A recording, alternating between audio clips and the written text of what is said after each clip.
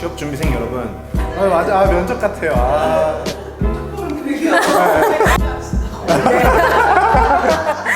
다음번 인터뷰 기가 또 있으니까 그때 말씀드리겠습니다.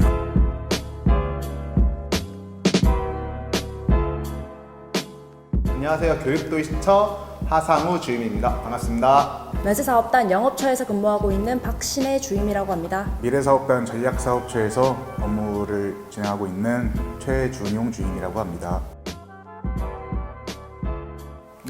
저는 우선 안정성에 좀 많이 중심을 두었어요. 그리고 제가 제주도민이다 보니까 부모님도 여기 계시고 친구도 여기 있어서 제주도에 있는 공기업을 가자 이렇게 마음을 먹어서 JDC에 지원했고 입사하게 되었습니다. 저 같은 경우에는 사실 제가 면세사업단에 간 이유인 것 같은데 제가 1년에 6회씩 면세점을 계속 이용했습니다. 제주도에 제가 사실 전 직장 근무하게 되면서 JDC가 제주 안에서 많은 역할을 하고 있다는 걸 알게 돼서 특히 입사하게 된 계기가 된 것 같습니다.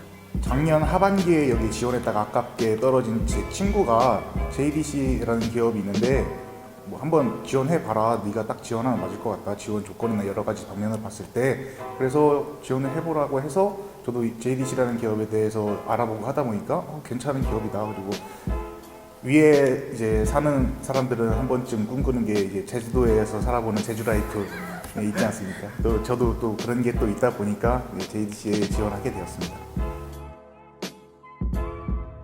저는 올해 2월에 대학교를 졸업해서 4개월 정도. 저는 이직 준비하면서 사실 공부를 했던 편이라서 저는 한 1년 정도 된 것 같습니다. 저도 계약직 근무하면서 계약직을 그만두고 그다음에 계약직 포함까지 해서 1년 정도 걸렸던 것 같아요.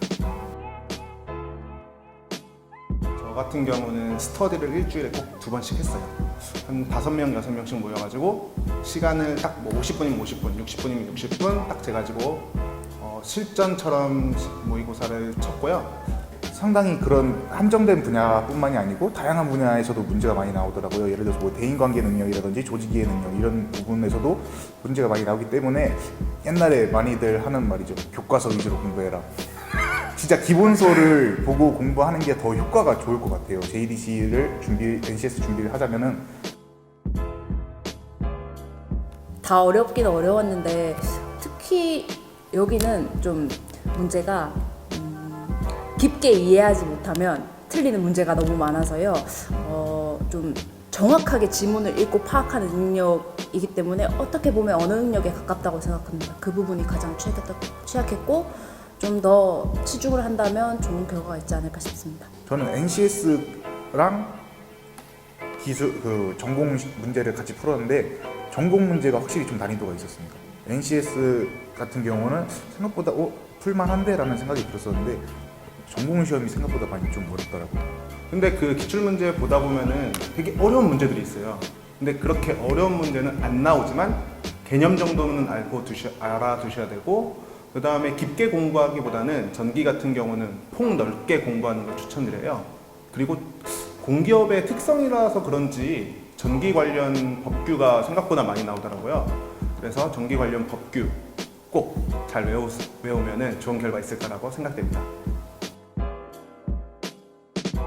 저는 역시나 스터디를 통해서 했습니다. 스터디 매니아. 공준모나 공치사 이런 카페를 가서 제주라고 검색해보면 제주도에서 스터디하는 게 되게 많거든요. 필기 합격자 발표가 나면은 스터디 뭐 구한다는 이런 공고가 올라와요. 근데 공고가 없으면은 자신이 제가 올렸거든요. 예상 문제를 다 뽑아요. 이런 소문 저런 소문 다 들어서 스터디룸 같은 거 빌려가지고 거기서 모의 면접을 봤습니다.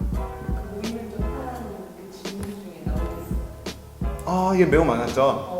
네, 예를 들자면 1분 자기소개해봐라. 예, 마지막 할 말 해봐라. 이 정도입니다. 면접에 대한 경험은 사실 좀 많은 편이었어요. 사실 많이 준비한다고 해서 많은 말을 하고 나올 수 있는 부분도 아닐 뿐더러 저는 혼자서 그래서 준비를 한 편입니다. 신혜 주임님이랑 좀 반대로 경험이 없다 보니까 좀 조언을 해줄 수 있는 사람이 좀 필요했습니다. 그래서 온라인 스터디를 해서 준비를 했었습니다. 네, 저는 정확하게 있습니다. 왜냐면 저는 꼬리 물기 질문을 한 5가지 이렇게 연달아서 이렇게 받았는데 저는 사실 호텔에서 일하는 경험이 있어서 이제 거기에 호텔에 고객이 방문했을 때 구체적인 상황을 주어주시고 제가 그 상황에 어떻게 처리하면 좋을지에 대한 질문을 꼬리 물기로 5가지 질문을 하셨는데요. 아직까지 생각납니다.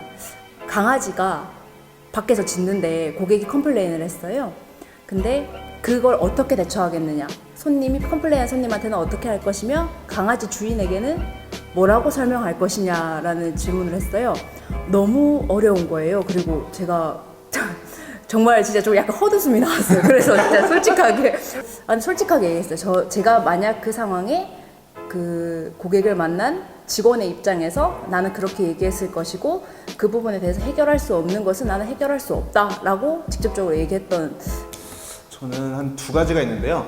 처음에는 자기 단점을 말해보래요. 저 같은 경우는 일 처리가 조금 늦다고 했어요. 그래서 왜 일 처리가 늦냐 이렇게 물어보시더라고요. 저는 뭐 2번, 3번 검토하다 보니 이렇게 신중하게 일을 처리하다 보니까 일 처리가 늦어졌고, 하지만 이 일 처리가 늦어지는 것은 이제 앞으로 우선순위를 짜가지고 업무에 맞게 처리를 했다고 이렇게 말했던 경험이 있고요. 그 다음에 2번째로 조금 난감했던 질문은요. 리더십인가? 자신은 리더십이라 생각하는가? 아니면 팔로우십이라고 생각하는가? 이런 질문인데요. 대부분 팔로우라고 이렇게 말을 하더라고요. 하지만 저는 자신 있게 리더십이라고 말했던 면접 경험이 있습니다. 저 같은 경우는 면접 준비를 할 때 뭐 1분 자기소개서, 인성, 뭐 압박 면접, 진짜 다양한 예상 질문들을 뽑아서 준비를 했었는데 저는 이상하게 전공 질문만 계속 하시더라고요. 기억에 남는 게 집에 보면은 현관문에 말발굽 설치하잖아요. 이제 문 열어놓고 고정시키라고. 그거에 대해서 어떻게 생각하냐요?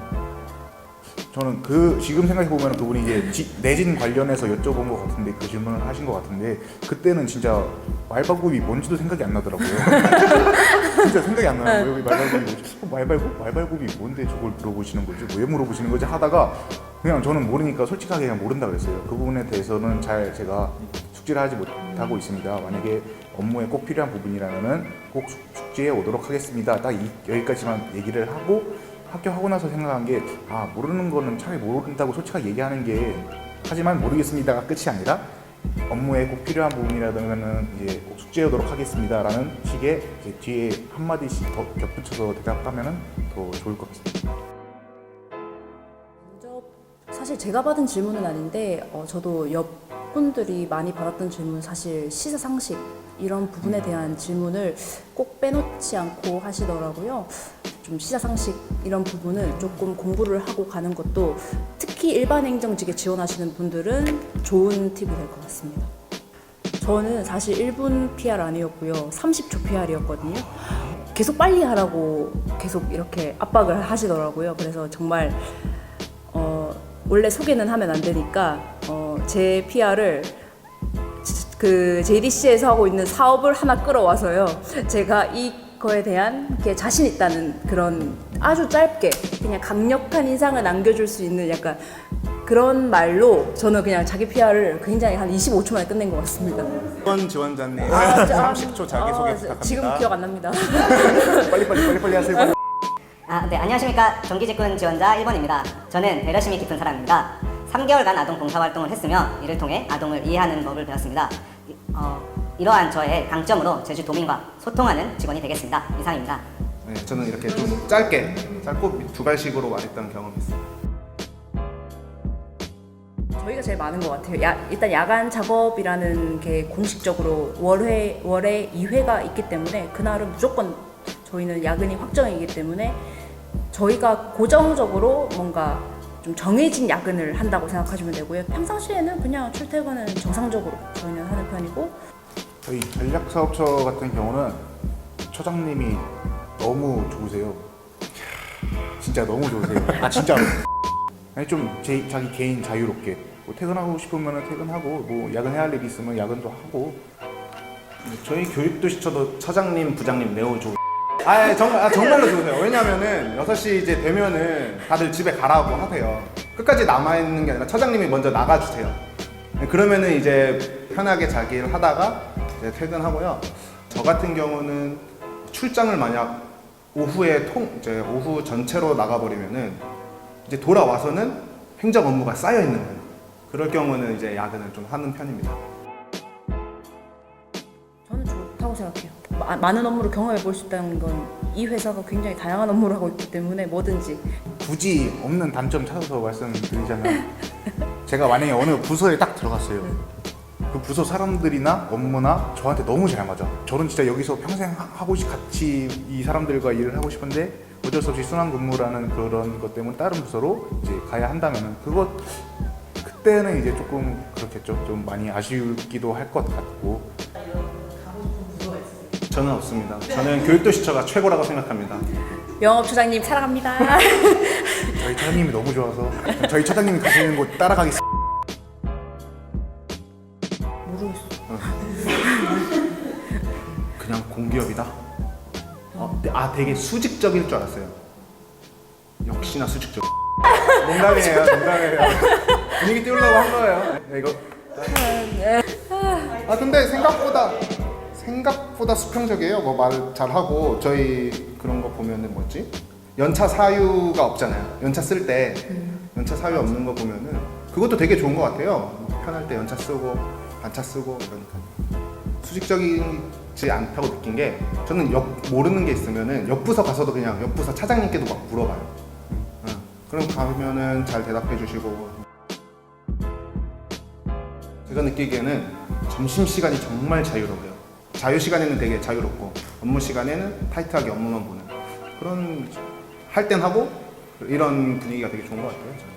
회식 같은 자리가 만약에 많지는 않은데 저희 부서 회식이 잦지는 않은데 좀 회식 자리가 생겼다고 해도 그 자리에서 뭐 술을 강요하거나 그런 거 전혀 없고요. 그렇다고 회식 분위기가 뭐 조용하거나 이런 것도 아니고 서로 일할 때는 진짜 조용히 일을 하거든요. 저희 부서 밥 먹거나 뭐 회식할 때는 서로 하고 싶은 얘기도 뭐 자유롭게 하면서 불편해서 뭐 가만히 그냥 밥만 먹고 이런 것도 아니고 자기 하고 싶은 얘기 편하게 할 수 있는 그런 분위기인 것 같습니다. 네, 잘 지켜주고 있는 것 같아요. 그렇죠. 또 셔틀버스 도착하면 8시 50분이거든요. 8시 50분이에요. 근데 제가 걱정했던 게 하나가 신입사원 교육 때 신입사원이면은 8시까지 와서 막 청소도 해야 되고 막 앉아서 컴퓨터도 막 켜서 미리 조선시대예요. 하고 있어야 돼.